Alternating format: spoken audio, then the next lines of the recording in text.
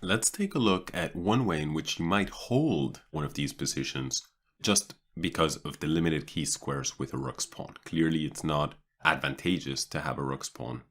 It's much more difficult to win than with any other pawn. So here we are with a position that seems pretty bad for white. If this pawn on h5 was on g5, then the win would be trivial for black.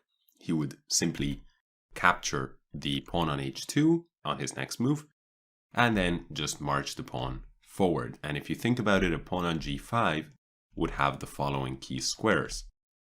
And the pawn could easily go to g4 after black captures the pawn on h2.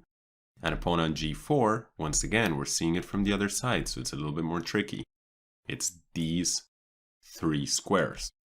I encourage you, by the way, to play these key square positions and puzzles on a regular chessboard and just see it from both sides and make sure that you can defend the key squares and that you can convert the key squares when there is a win to be had. So let's take a look at what happens here. Well, for the rook's pawn, we know that the key squares are only two, and they are, in this case, on g2 and g1. And if it were black to play, let's imagine that in this position, white played king on over, then black would take the pawn, king e2, let's say, or king e3, and now black would simply return to the key square. And then white is not in time to capture the pawn, so it's game over. But white has one clever move here, pawn to h4. Now black must play king g3, and now, well, how to draw this? Now, we have to understand we, as the defending side, need to prevent the black king from accessing g2 or g1. So, therefore, if these are the squares that we want to control, one move comes to mind above all, king to d3. Because if we go king to d4, we're less flexible in terms of our options. We can only seek out f2 in the space of a couple of moves, whereas from d3, we would still have the option of getting to f2 in two moves, but additionally, we would have the option of getting to f1. And both of these squares suit us just fine because these are the key squares. So therefore, after this, king d4, which would be a mistake, king takes h4, king e3, white threatens to land onto f2 from where he will prevent access to the key squares, but black has to move king to g3. King e2, once again, he threatens to get to f1, and from there he will prevent access, but black has to move king g2.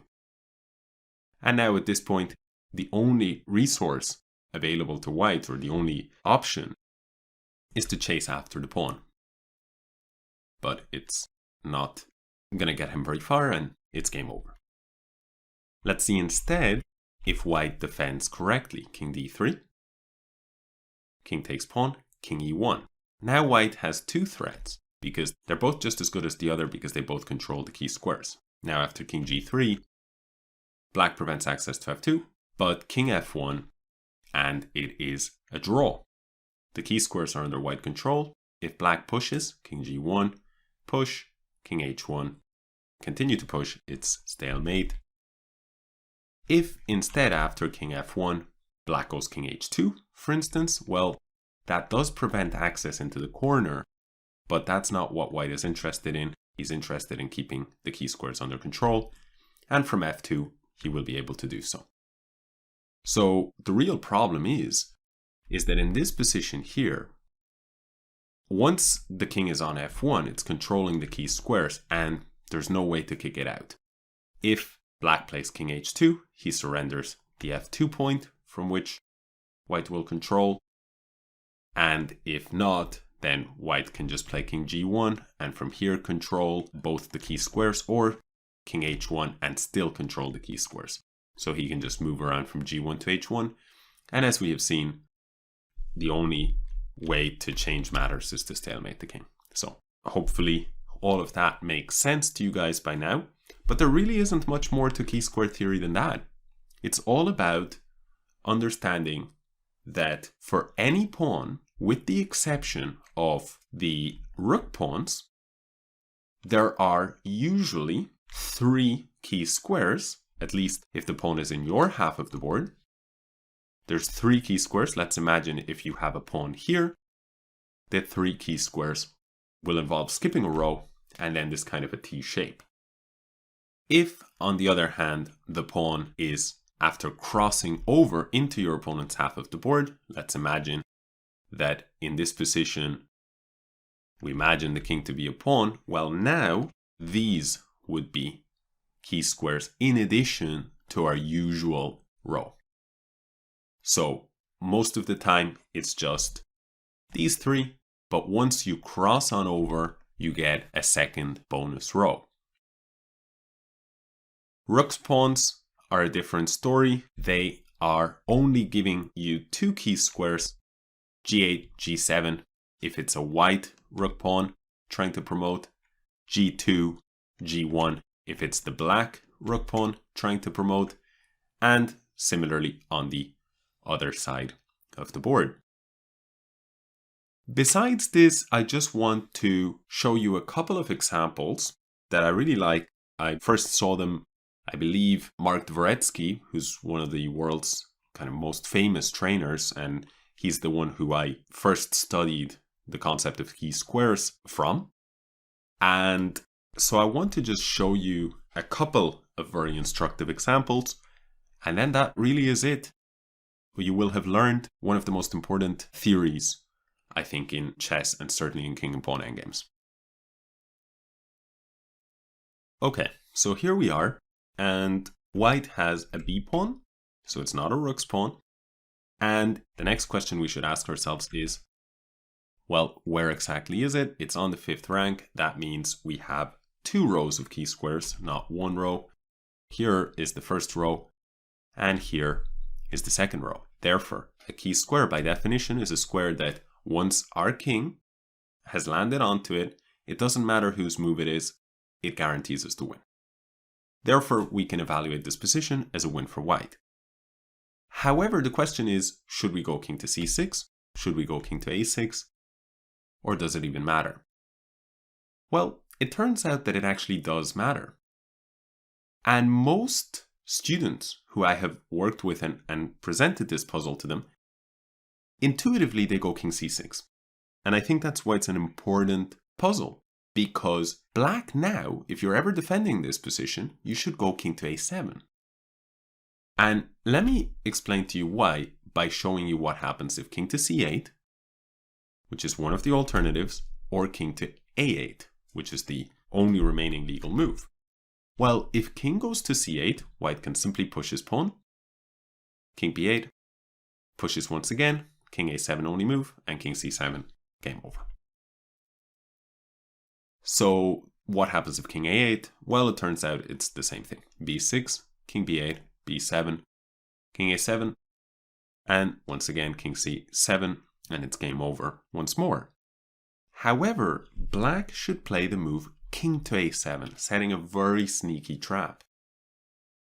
The trap is fairly apparent if white plays the move king to c7.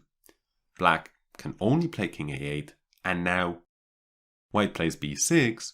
Well, you see what has happened. There is a stalemate on the board. So therefore, white would have to correct his error. But what happens if he goes king c6? Well, then black will go king a7 again. So here is where a lot of people, they see that king c7 will not help them to make progress, and this is the value of knowing this trap as the side defending if you're ever unfortunate enough to catch yourself, to find yourself in this kind of a position where you're defending.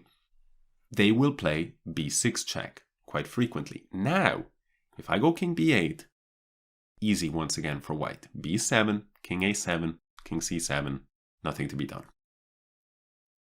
But if instead I go king a8, this is actually a draw. White cannot make progress with his king because all the squares are covered.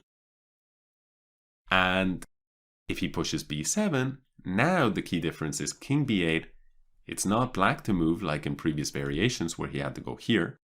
It's white to move. King b6 is stalemate.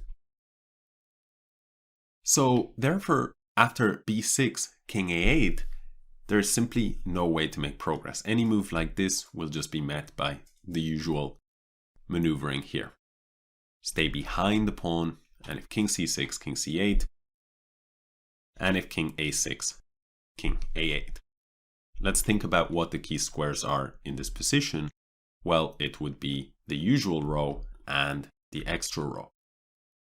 But that's why black stays behind the pawn, because after this move, he is ready to meet this with king c8 and this with king a8, and in so doing preventing access to the key squares. If he went king c8, then remember, these are all the key squares, and after king c6, for now, he can play king b8, he prevents access, but after b7, he cannot prevent access to the c7 square. So it seems kind of a silly way of looking at it like this, because by now it's very obvious, but I just want to make sure that you guys are 100% familiar with this key square theory. So that is basically the one trap. So how to avoid it? Well, let's imagine that you find yourself in this position as white and you do make this mistake. Then after king a7, king c7, king a8, you realize, oh man, I can't push because I'll stalemate my opponent. And if I play king c6, he'll just go king a7.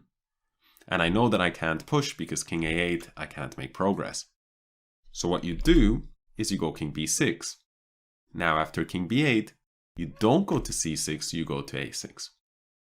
But that's why I said that the position was kind of worth knowing, because in this particular position, we see that white actually initially played king c6, and then after king a7, he went king c7, and after king a8, he went king to b6, and after king b8, he now could return to c6, but this is in fact the original position.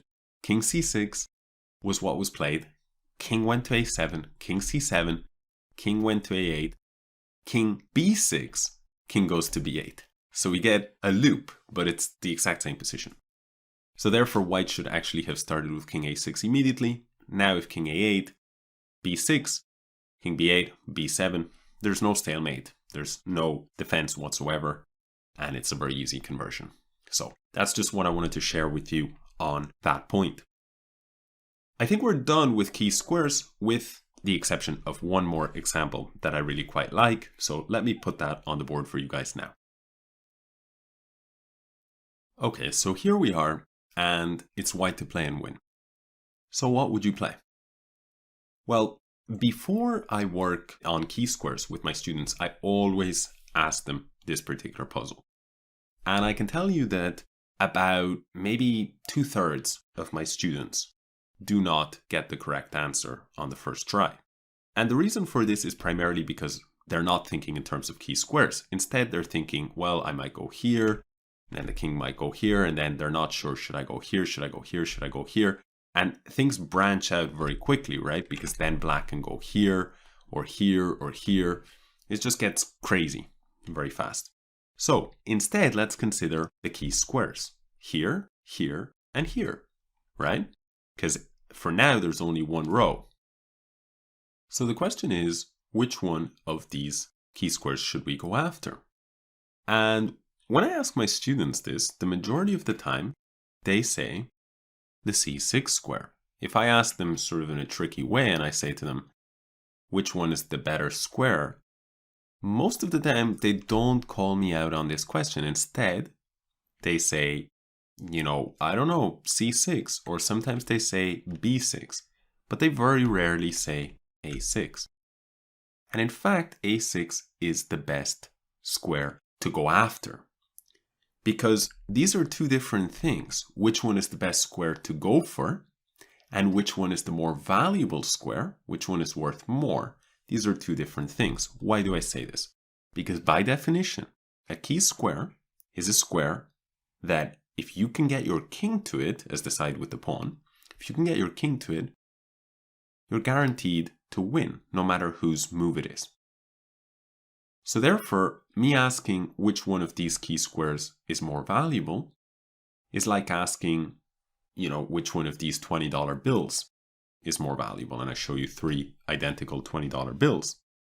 But which one should you go after? Well, if I say, I'll give you this $20 bill if you raise your hand, and I'll give you this other $20 bill if you mow the lawn, you'll probably just raise your hand for the easier $20 bill to go after. So when it comes to which one we should go after here, there is one factor that decides it above all. And it's not exactly distance. Why do I say this? Most people think it's whichever one is closest. So we can actually dispel that myth very soon by, for example, placing the following position on the board. Well, let's see. Let's put this square on h1 and this square on d5 here. Now we can see that they're actually both exactly the same distance. So therefore it shouldn't matter which one we go after if these happened to be key squares. So let's go after d5. Well, black will play king e7, king d3, king d6. And now we really want to get here, but after king d4, it's not going to be possible. So therefore, in this particular example, the deciding factor was not absolute distance. They're both the same distance away from our king. What decided it is relative distance. This square is so much easier to control than this one because the relative distance has changed. And so, therefore, in this position, we need to understand not only how far it is away from us, but also how far the squares are away from the black king. So let's first check that. The first thing I want to just show is that here, if we were to draw kind of a triangle, you would expect that the greatest distance would be from D1 right up to A6. To the human eye, that's the greatest distance. However, it doesn't hold true on a chessboard, because if I want to go here from D1 to D7 on a chessboard, I can go 1, 2, 3, 4, 5, 6. Or I can go 1, 2, 3, 4, 5, 6. If you zigzag on a chessboard, and I mean, this perhaps we can show even more extreme, 1, 2, 3, 4, 5, 6, versus this distance. Of course, in real life, you would be traveling a lot more. But on a chessboard, the special geometry of the chessboard is such that it's the same distance. So that's really important to watch out for because it tends to trick the human eye. So if we go king to c2, we notice that actually we can reach any of these squares in the same amount of moves. King c2, we then go king to b3, and then after that we can play king c4, king c5, king b5, or king a4, and again king b5 or king a5, and we see that we actually are spending the same amount of moves. Another way to look at it is if we go king c2, c3, c4, c5, and c6, we see that there's 5 squares in green, right? And now if instead we go 1, 2, 3, 4, 5, or 4, 5. So in any case, it's 5 moves to reach any of the squares. So for us, they're the same distance. It's like that example that I showed where there was one key square here and one key square here. It's the same distance. The deciding factor must therefore be relative distance. So here, let's take a look. 1 move, 2 moves, 3 moves, 4 moves, 5 moves. So we should always, even if we don't calculate, we should always go for the one that is relatively furthest for the defending king. So king c2, king e7, king b3, king d6. Let's see if we went king c4, king c6. Our path is blocked. However, by going king a4, Now let's say black plays king c7. That's kind of clever because if he goes king b5, then black takes the opposition and will prevent access to all key squares. So this will be a draw. But white correctly goes to a5. Now remember, these are the key squares. He's chasing after the a6 square. King b7, only way to prevent access. King b5. And on the next move, you will have to surrender access to either a6 or c6. And after that, it's a relatively trivial win. King a7, king c6, king a5, b5 check, king a7, king c7, king a8. Now do not play b6 because we see this is the stalemate trap that we just looked at, but instead king b6, king b8, king a6, king a8, b6, king b8, b7, and it's a win. So that's it. That's the last example I'm going to throw at you guys. I hope it hasn't been too much to digest. You will see this key square theory cropping up time and time again in your games. King and pawn endgames along with rook and pawn endgames are the most common endgames in chess. So it has a lot of practical value. So even if it was maybe a little bit tedious at times, I really think that making a special effort to commit this to your memory will just really pay dividends many times over for your effort. There are some things that you can spend a lot of time on working on in chess. Like, for example, you can learn how to checkmate with a knight and a bishop. And oftentimes it's something that you should know, but you might go a couple of years without actually getting that position or even longer. But king and pawn endgames and the rule of key squares and of course the method of opposition are going to crop up very frequently. So you'll be reaping the rewards of hard work on a regular basis if you know it well, and you'll also be paying the price on a regular basis if you don't. So yeah, hope you enjoyed it, and I will see you guys in the next section.